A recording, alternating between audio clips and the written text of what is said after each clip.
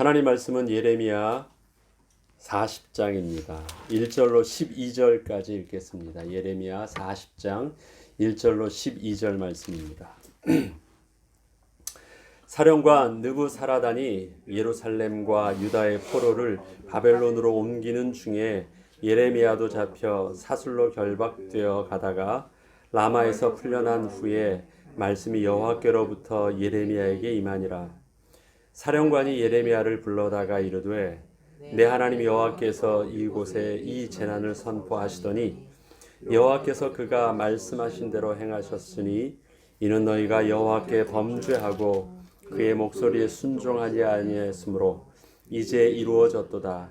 이 일이 너희에게 임한 것이니라. 보라, 내가 오늘 내 손에 사슬을 풀어 너를 풀어주노니 만일 내가 나와 함께 바벨론으로 가는 것을 좋게 여기거든 가자. 내가 너를 선대하리라. 만일 나와 함께 바벨론으로 가는 것을 좋지 않게 여기거든 그만두라. 보라, 온 땅이 내 앞에 있나니 내가 좋게 여기는 대로 옳게 여기는 곳으로 갈지니라 하니라. 예레미야가 아직 돌이키기 전에 그가 다시 이르되 너는 바벨론의 왕이 유다 성읍들을 맞도록 세운 사반의 손자 아히감의 아들 그다랴에게로 돌아가서 그와 함께 백성 가운데 살지니라 하고 그 사령관이 그에게 양식과 선물을 주어 보내매 예레미야가 미스바로 가서 아히감의 아들 그다랴에게로 나아가서 그 땅에 남아있는 백성 가운데서 그와 함께 사니라. 들에 있는 모든 지휘관과 그 부하들이 바벨론의 왕이 아히감의 아들 그다랴에게 그 땅을 맡기고 남녀와 유아와 바벨론으로 잡혀가지 아니한 빈민을 그에게 위임하였다 함을 듣고 그들 곧 느다야 아들 이스마엘과 기레아야 두 아들 요하난과 요나단과 단후메스의 아들 스리야와 느도바 사람 예베의 아들들과 메아가 사람의 아들 여사냐와 그들의 사람들이 미스바로 가서 그다랴에게 이르니 사반의 손자 아히감의 아들 그다랴가 그들과 그들의 사람들에게 맹세하여 이르되 너희는 갈대아 사람을 섬기기를 두려워하지 말고 이 땅에 살면서 바벨론의 왕을 섬기라. 그리하면 너희에게 유익하리라. 보라, 나는 미스바에 살면서 우리에게로 오는 갈대아 사람을 섬기리니 너희는 포도주와 여름 과일과 기름을 모아 그릇에 저장하고 너희가 얻은 성읍들에 살라 하니라.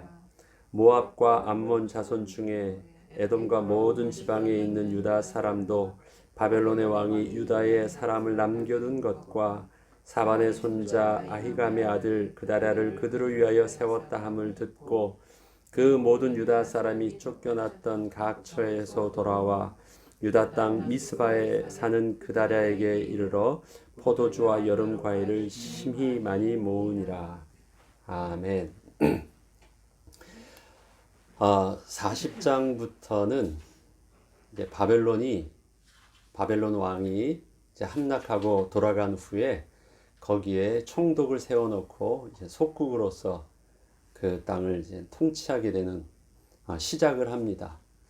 그때 남아있던 지도자들과 남아있던 연약한 사람들을 통하여 일어나는 일들, 그 다음에 바벨론이 공격한다는 소식을 듣고 도망갔던 사람들도 이제 각 지역에서 모이면서 이제 정치적인 음모와 살인과 반역과 서로의 갈등과 이런 어떤 정치적인 내용들이 마치 드라마처럼 이제 계속해서 이렇게 나아갑니다. 그래서 그 앞부분은 예레미야를 통해서 단순하게 이 복음을 전하면서 했던 내용이라면 이 뒷부분부터는 이 상황들의 변화가 많습니다.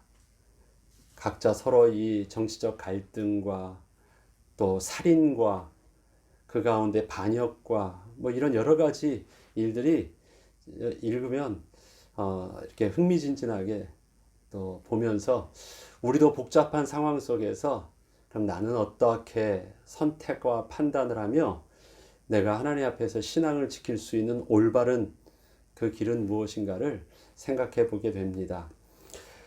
예레미야 오늘 40장에 보면 예레미야가 그 사령관 느부사라단에게 붙잡혔다는 말이 나옵니다. 이상하죠?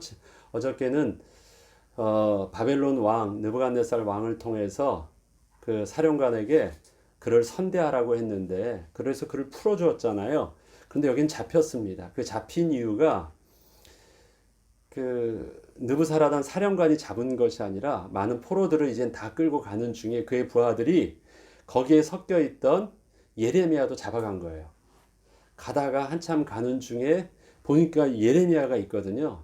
그래서 스탑하고 예레미야를 부르는 것입니다. 그래서 예레미야를 통해서 몇 가지 옵션을 줍니다. 내가 너에게 살 수 있는 먹을 것과 또 뭐 양식과 모든 것들을 다 너에게 자유를 줄 테니까 마음껏 선택하라는 것입니다. 내가 원하는 대로 선택하는데 첫 번째, 나와 함께 가면 거기서 포로로 살지 않고 너를 후대하겠다.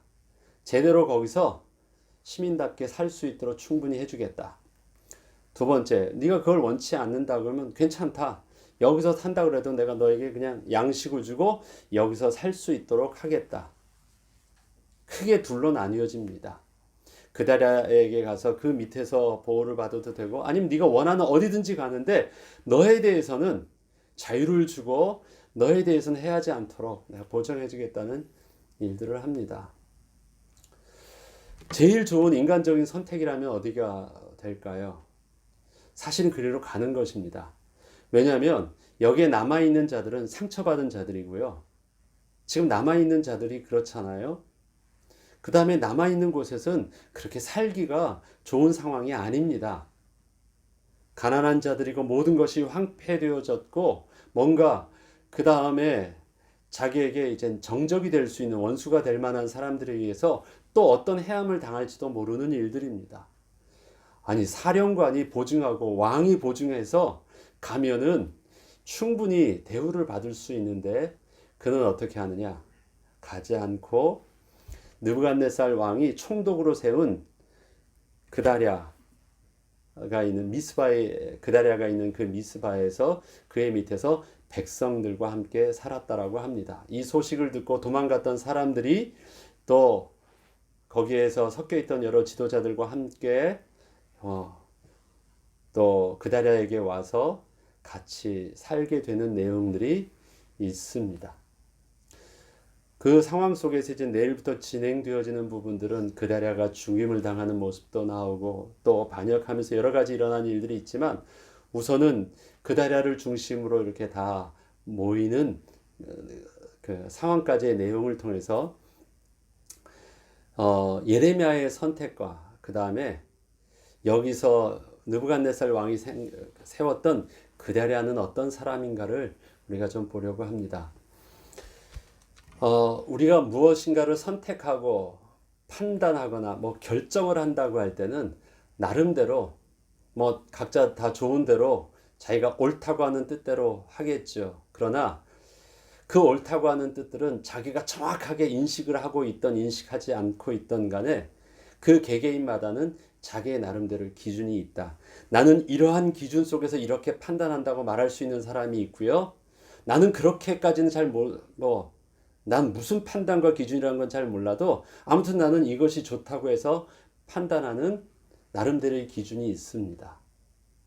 본인이 알던 인식하던 인식하지 못하던. 근데 그걸 쭉 보면요. 예레미야를 통해서 본다면 이런 것이겠죠. 예레미야가 지금 막 그 바벨론의 친바벨론 정책을 해서 바벨론에게 항복하라고 하면서 결국은 그렇게 되었고 결국은 그 바벨론의 손에서 풀려났고 보호를 받았고 특혜를 받는 일들이 일어납니다. 이것을 민족주의적 관점에서 한번 보죠. 그는 마치 우리가 보면요 친일 매국노와 같은 거예요. 우리 매국노 이완영 하듯이요. 매국노와 같은 느낌이 큽니다. 민족주의적 관점에서 보면요. 결국 바벨론 편에 들더니만 결국 바벨론 손에 의해서 저렇게 대우를 받고 우리랑 다른 대우를 남들은 다 잡혀가는데 여기서 한 자리 해가지고 우리에 있다고 생각할 수 있습니다. 그래, 또 바벨론은 어떤 사람입니까? 바벨론 왕과 바벨론의 그 군대 장관과 이런 사람들은 다 우리 민족에게 보면은요, 원수된 자들입니다. 잔인하게 죽인 자고요. 우리의 집과 우리의 성읍을 불태운 자고요. 우리에게 생명과 같은 성전을 그렇게 불태운 자입니다. 아주 악한 자예요.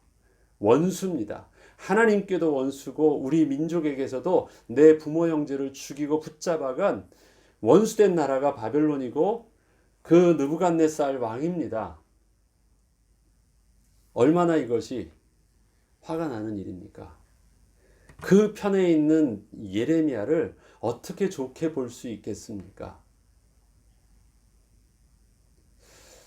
근데 예레미야는요, 어떻게 해서 너희가 바벨론을 섬기라고, 바벨론 왕을 섬겨야 산다라는 말을 했을까요? 분명히 예레미야는 하나님의 말씀에 임한 대로 하나님의 계속 앞서 말씀드렸듯이 하나님의 뜻을 전했다라고 합니다. 그러나 그것을 판단해야 되는 입장 속에서는요, 신앙적 판단이라기보다는 다른 인간적인 정치적인 여러 가지 상황적인 판단 속에서 민족주의적인 판단 속에서는 분명히 예레미야는 반대에 설 수밖에 없었죠.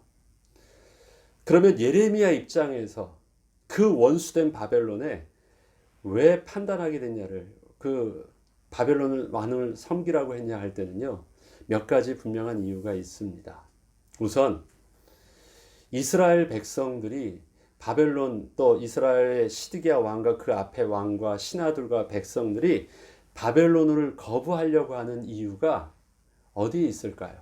그들이 신앙을 지키기 위해서 그랬습니까? 아니거든요. 바벨론과 상관없이 이스라엘 백성은 지금 하나님의 진노 아래에 있습니다. 그들은 우상 숭배하고 있고 몇 세대를 대를 거치는 그 왕들의 대를 거쳐서 계속해서 하나님께서는 경고하고 저들을 정죄하고 저들을 멸할 것을 계속해서 선지자들을 통해서 말하였습니다. 그런데 저들은 그 죄악에서 전혀 벗어나지 아니하고 하나님의 음성이 들리지 아니하고 그들이 거짓 선지자의 말을 듣거나 아니면 우상 숭배하는 이 일들을 절대 돌이키지 않고 있는 상황입니다. 영적인 심각한 타락이 있는 것이고요. 그 다음에 두 번째, 모세오경부터 하나님께서는 이스라엘이 세워질 때부터 주셨던 그 율법에 하나님께서 성문화대에서 명시해 놓은 하나님의 중요한 말씀이 있습니다. 너희는 왔던 길을 돌아가지 말라는 것이에요. 왜 너희들이 광야로 왔는 줄 아니? 너희들이 이 땅으로 올 수 있는 땅의 길도 있었는데 너희들이 왜 광야길로 오는 줄 아니? 돌아보지 말라는 거예요. 보지 말라는 것입니다. 그건 하나님의 분명한 이유가 있습니다. 그리고 그것이 성문화된 율법에 명시되어 있어요. 너희는 애굽으로 말을 살려고 여러 가지가 너희가 필요한 무역을 하기 위해서요. 내 백성을 보내지 말고 거기를 기웃거리지도 말라고 말씀하셨습니다. 이 앞에 이제 41장 42장에 보면요. 애굽에 대해서 똑같이 하나님께서 똑같이 말씀하십니다. 그런데 저들은 신앙을 지키기 위해서가 아니라요. 자기의 생명을 보존하기 위해서 정치적인 결정과 인간적으로 볼 때 좀 더 유익하고 합리적인 결정을 하는 것이 바벨론을 거부하고 애굽을 택하는 것이었습니다. 저들의 판단의 기준은 어디 있었습니까? 신앙이 아니에요. 믿음을 지키려고 하는 것이라면 우리가 고민을 해보겠는데요. 저들이 바벨론을 거부하고 있는 것은 지금 우리가 명분으로 바벨론이 우리를 망하게 했고 바벨론이 우리 성전을 무너뜨렸다. 그러니까 하나님과도 원수고 우리 하나님의 백성과도 원수라고 막 말할 수는 있겠지만 사실 따지고 보면 저들은 신앙 때문에 바벨론을 거부하고 있는 것이 아니라 자기 목숨을, 자기의 기득권을 자기를 살리기 위해서 바벨론보다 애굽을 택한 것입니다. 이것은 하나님의 뜻과는 전혀 다른 것이었습니다. 애굽을 택하는 순간 저들은 자신들의 죄악에 대한 회개라는 개념이 전혀 없고요. 하나님께서 돌이키라는 하나님의 음성에 귀 기울일 수 있는 이 기회가 완전히 없어지는 것입니다. 하나님이 그렇게 하셨음에도 불구하고 그것을 하나님이 진노의 매를 들으셨는데도 매가 저들에게 이 약발이 먹히지 않으면 끝나는 거 아닙니까? 그 다음에 저들은 율법 속에서 들려주신 하나님의 말씀을 듣지 못한 거예요. 예레미야는 이 두 가지를 명확하게 들었습니다. 율법의 말씀을 통해서 경고하셨던 하나님의 말씀과 애굽에 대한 경고와 그 다음에 이스라엘 백성들이 하나님 앞에서 어떤 죄악을 드렸는지 죄에 대한 명확한 근거와 그 다음에 하나님께서 주신 이 바벨론을 통한 하나님의 계획들, 저들을 통해서 다 포로로 멸망하는 것처럼 보이지만 하나님께서 신실하게 소망 가운데 약속하셨던 하나님의 이스라엘 백성들을 향한 언약에 근거한 하나님의 신실하심이 70년 후에 다시 돌아오신다라는 것. 그것이 예레미야에게 있어서는 판단의 기준이었습니다. 신앙의 기준이었습니다. 믿음의 기준이었습니다. 그냥 단순히 바벨론에 지금 이것이 상황을 보니까 상황 판단을 해보니까 이게 살 길이야 하면서 선택한 것이 절대 아니었습니다. 그러한 올바른 명확한 원칙과 판단의 기준이 너무 명확했고 하나님의 기름 부으심과 감동하심이 너무 명확했기 때문에 그가 고통 가운데 죽임을 당하는 구덩이에 2번이나 빠지면서 죽임을 당할 만한 그 일들 속에서도 그는 끝까지 그 길을 말했습니다. 그리고 백성의 신앙을 위해서 하나님께서 자기에게 주신 사명이 있었기 때문에 오늘 본문을 보면 저들은 예레미야는 어디를 택합니까? 백성들과 함께 그 미스바에서 살게 되는 것입니다. 나중에 이 미스바는 굉장히 역사적인 장소인 거 아시죠? 하나님이 떠나봤을 때 이스라엘 백성들이 떠났을 때 또 블레셋에게 저것을 빼앗다가 다시 언약궤가 돌아왔을 그때부터 이스라엘 백성들이 하나님을 두려워하고 우상을 숭배할 그때 하나님의 말씀이 없었을 그때 다시 선지자 사무엘을 통해서 하나님께서 회복시켜 주셨던 그 장소, 그 미스바, 굉장히 역사적인 장소입니다.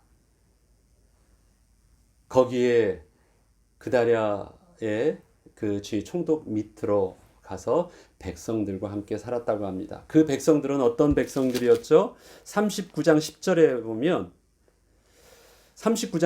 보면요. 사령관 느부사라단이 아무 소유가 없는 빈민을 유다 땅에 남겨두고 그날의 포도원과 밭을 그들에게 주었더라. 아무 소용도 없던 빈민들.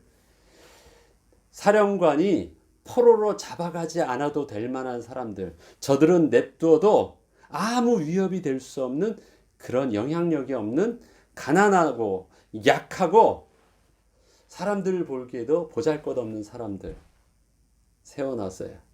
거기에 총독으로 그다랴를 세운 거고요. 거기에 그들과 함께하기 위해서 예레미야가 간 것입니다. 그들에게 무슨 기대할 만한 것이 있어서 거기서 내 호사를 누리고 거기서 내가 당당하게 또 내가 왕이니 내가 총독이니 하면서 거기서 의시할 게 뭐가 있겠습니까? 거기서 예레미야가 그들과 함께 되어지는 일들. 그러고 나니까 마치 아둘람 굴에 다윗을 중심으로 이렇게 모였던 것처럼 흩어졌던 도망갔던 사람들이 하나님의 은혜를 사모하면서 흩어졌던 남은 자와 같은 자들이 그렇게 모인 것입니다. 저들은요, 남은 자와 같은 자들, 가난한 자들이 모인 것이에요. 그래서 나중에 여기에 모였던 뒤에 보면 그다랴가 죽임을 당하고 그 백성들이 죽임을 당하는 일들이 많이 당합니다. 거기서 또 몇 명이 또 이렇게 구출을 받아가지고 또 여기서도 구출당한 그 중에서 또 남은 자를 통해서 또 새롭게 하는 일들이 뒤에 이제 막 나옵니다. 자, 그러면 보죠. 예레미야는 판단의 명확한 기준 속에서 바벨론 왕을 섬기라고 말했고, 그다랴도 판단의 분명한 그 신앙의 기준 속에서, 백성들도 다 신앙의 기준 속에서, 오늘은 정확하게 다 판단되어 있지 않지만 제가 미리 말씀드리는 것은 뒤에 보면 저들은 다 하나님의 말씀을 붙잡고 믿음으로 선택한 상황 속에서 그다랴에게 미스바에 모인 사람들입니다. 굳이 그렇게 안 모여도 되는데 그렇게 모인 사람들이에요. 그럼 예레미야는 우리가 잘 알아요. 하나님의 사람이라는 것 잘 알아요. 그리고 그가 그렇게 판단할 만한 이유가 분명히 있는 것 알아요. 그런데 오늘 한 인물이 더 나오죠. 사반의 손자요 아히감의 아들인 그다랴. 도대체 그다랴라는 인물은 누구일까요? 그다랴를 이해하려면 사반을 이해해야 됩니다. 사반은 서기관입니다. 요시야 시대의 서기관입니다. 요시야 시대의 서기관. 서기관은 왕궁에 있는 모든 문서와 율법의 말씀을 기록하고 정리 보존하고 그것을 해석해 주는 사람이 서기관입니다. 요시야 왕 때 종교 개혁이 일어나죠. 요시야 왕은 그의 아들이 여호야김, 그 다음에 여호야긴, 그 다음에 여호야긴은 그 손자고요. 그 다음에 시드기야. 이렇게 다 그 밑에 있는 왕들이고 그 앞에 요시야 왕입니다. 요시야 왕 때 종교 개혁이 일어나는데요. 요시야 왕 때 종교 개혁이 일어나는 일들이 왜냐하면 그래도 이 성전을 좀 다시 재건축을 좀 해야 되겠다, 손질을 해야 되겠다 하다가 거기서 율법책을 발견하거든요. 이것이 제사장을 통해서 율법책이 발견됐는데 그것을 서기가 사반에게 요시야에게 읽게 합니다. 그리고 그것을 해석하게 합니다. 그것에 대해서 사반이 그 말씀을 읽고 해석해 줍니다. 이런 뜻입니다. 그래서 왕이 지금 하나님 앞에서 율법에 근거해서 어떠한 죄가 잘못을 범했는지를 알고 회개를 촉구하고 요시야 왕이 그 말씀대로 이제 신앙의 개혁을 합니다. 이 일을 그렇게 종교 개혁에 정말 이 말씀의 하나님이 율법의 말씀을 그렇게 온전히 가르쳤던 사반, 그의 아들이 아히감인데 아히감이 함께 그 일들을 했어요. 왕 앞에서 아주 당당하게 그 일들을 같이 했습니다. 그의 아들이에요. 그의 손자입니다. 서기관의 아들과 손자였습니다. 그래서 그들은 율법의 근거에서 하나님의 말씀 속에서 이스라엘 백성들이 어떠한 죄가 있는지, 지금 이스라엘 백성들이 왕이 지금 친애굽 정책을 취하고 있는 것이 어떠한 심각한 문제인지 저들은 알고 있는 자였습니다. 그래서 사반의 아들이었던 아히감은 예레미야를 여호야긴 시대 때, 여호야김과 여호야긴 시대 때 예레미야를 계속해서 다른 신하들이 잡아갈 때 그 앞에서 막으면서 예레미야를 도와줬던 사람이 바로 그다랴의 아버지 아히감이었습니다. 목숨을 걸고.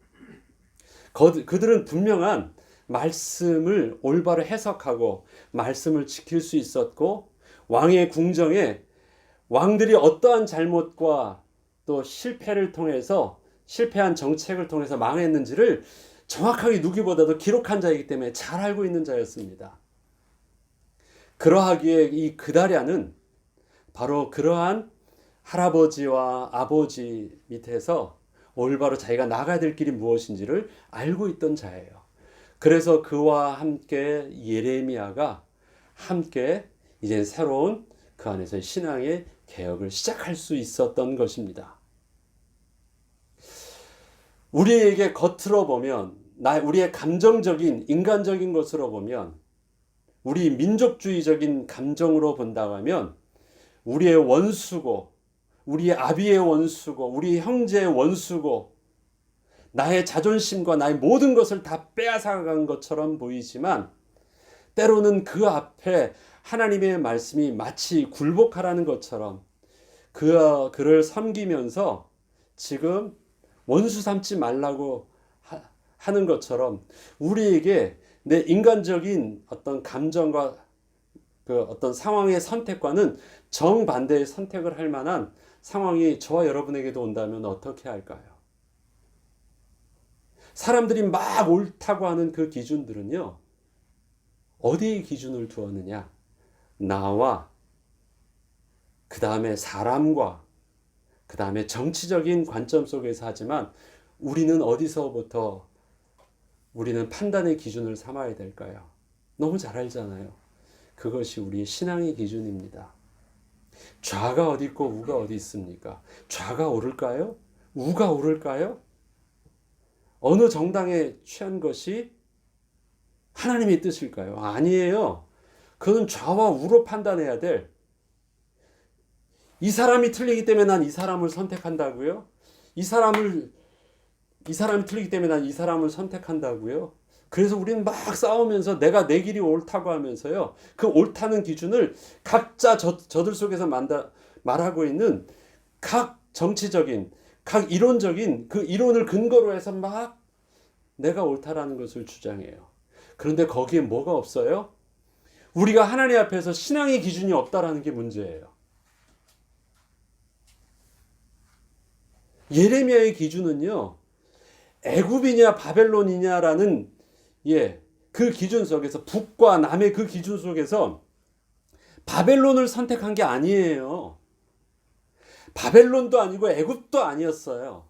뭐냐? 그는 하나님의 말씀을 순종하고 있는데 하나님이 그렇게 하라는 순종했어요. 하나님을 선택한 자였습니다. 신앙의 사람이었어요. 그다랴가 뒤에 죽습니다. 죽는 이유가 무엇입니까? 그렇게 하는 것 악이다. 왜? 누가 와서 분명히 말을 했거든요. 신앙의 선택이 아니라 이 정치적으로 저 사람을 네가 안 죽이면, 이스마엘을 안 죽이면 네가 죽는다라는 말을 해서 빨리 죽임 당하기 전에 죽이라는 말을 했거든요. 결국 안 죽이고 그에게 죽임을 당하는데 왜 안 죽였냐면 그거 악이라는 거예요. 하나님 앞에서 그건 악인 거예요. 왜? 정치적인 상황 판단 속에서 정적을 숙청하는 방법으로 지금 내가 바벨론을 섬기고 있는 건 아니고 내가 애굽을 거부하고 있는 것이 아니라 믿음의 선택이 지금 다시 이 미스바에 모이게 한 거고, 믿음의 선택이 예레미야가 다시 오게 한 것이기 때문에 그 일 때문에 당하는 고통들이 있음에도 불구하고 그렇게 나가는 것입니다. 우리는 신앙의 선택이, 믿음의 선택이요, 믿습니다 하면서 그 믿음이 말씀과 하나님의 은혜의 성령의 인도함의 근거가 명확하지 않다면 나의 믿음이라고 하는 그 믿음이 뭐냐면요, 바로 나의 정치적인 신념과 나의 가치관과 나의 성향을, 나의 자아가 마치 믿음에 포장되어져 있어서 신앙의 선택처럼 보이게 합니다.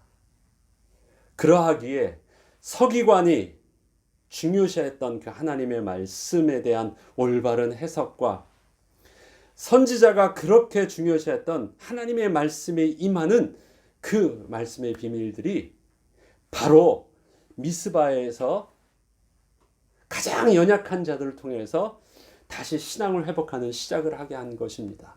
그런데 그 시작이 무엇이었습니까? 정리하자면 마지막으로 9절에 그러잖아요. 너희는 갈대아 사람 섬기기를 두려워하지 말고 이 땅에 살면서 바벨론 왕을 섬기라. 그리하면 너에게 유익하리라. 사실 저들이 그 안에 다시 간다는 것들도요, 갈대아 사람들에게 우리가 또 당할 것만 같은 두려움이 있었지만 그들이 모인 거거든요. 이렇게 막 에돔으로 도망갔고 애굽으로, 모압으로 도망가고 막 다른 데로 도망갔던 사람들이 그들을 뭐예요? 거기는 이제 갈대아 사람들이 와서 그들 위에 서 있는데, 그러면 또 갈대아 사람들이 우리를 죽일까봐, 우리 도망갔던 사람들이잖아요. 어떡할까? 두려워하지 말래요. 하나님께서 너희를 보호해 주실 거래요. 너희가 믿음을 선택하고 오는 것이니까. 저와 여러분의 그 기준이 있었으면 좋겠습니다. 그러려면 우리가 어떻게 해야 돼요? 우리의 귀가, 우리의 눈이 어디에 많이 노출되어 있어야 됩니까? 바로 하나님의 말씀에 집중함에 노출되어 있어야 돼요. 하나님 말씀을 들음에 노출되어 있어야 돼요. 이 동네 사람 말 들으니까 이게 옳은 것 같고요. 이 동네 사람 말 들으니까 이게 옳은 것 같아요. 그리고 이 동네 사람 말을 듣다 보니까 갑자기 저기가 나쁜 사람 보여서요. 이렇게 보기 시작해요. 또 여기 듣다 보니까 이렇게 보기 시작해요. 아닙니다. 이렇게 봐야지 하나님을 바라볼 수 있습니다. 그러면 때로는 반대처럼 하더라도 품고 겸손하게 내가 선택할 수 있고요. 때로는 이렇게도 할 수도 있습니다. 때로는 그것이 하나님이 내게 올바른 유익한 길로 나를 은혜를 입힐 수도 있고요. 때로는 그것이 결국은 죽임당하는 순교의 길로 가게 할 수도 있습니다. 그러나 이 모든 것들을 하나님의 주권 가운데 하나님의 언약과 소망을 붙잡고 진행하는 그 길들을 성경의 역사는 저들의 이름을 기억하고 저들이 하나님의 사람이었음을 증명하고 있습니다. 오늘도 우리에게 삶을 사는 동안 우린 다 뭐가 옳은지 모릅니다. 그러나 우리에게 하나님의 말씀이 나의 선택의 기준이 되게 하시고 지금도 내 안에 성령으로 계신 하나님께서 나의 가는 그 길들 속에서 하나님이 왕 되어 주셔서 가르치고 주의 말씀을 가장 필요한 순간에 가르치고 생각나게 하셔서 하나님의 선하신 뜻을 내가 기뻐함으로 선택하는 바른 길. 그래서 나의 갔던 그 길들을 통해서 생명의 영향력들이, 생명의 열매가 복음의 영향력들이 드러나며 내 심겼던 그 믿음의 씨앗이 그루터기가 되어서 남은 자의 생명의 씨앗이 되어서 다시 복음을 부흥케 하는 그 은혜가 되게 하여 주시옵소서. 오늘도 우리의 그 길들이 믿음을 선택한 또 소망을 품은 믿음의 그 길이 되기를 우리는 하나님 앞에 은혜를 구하는 그리고 그 응답을 받는 저와 여러분 되길 주의 이름으로 축원합니다. 주기도문으로 마치겠습니다.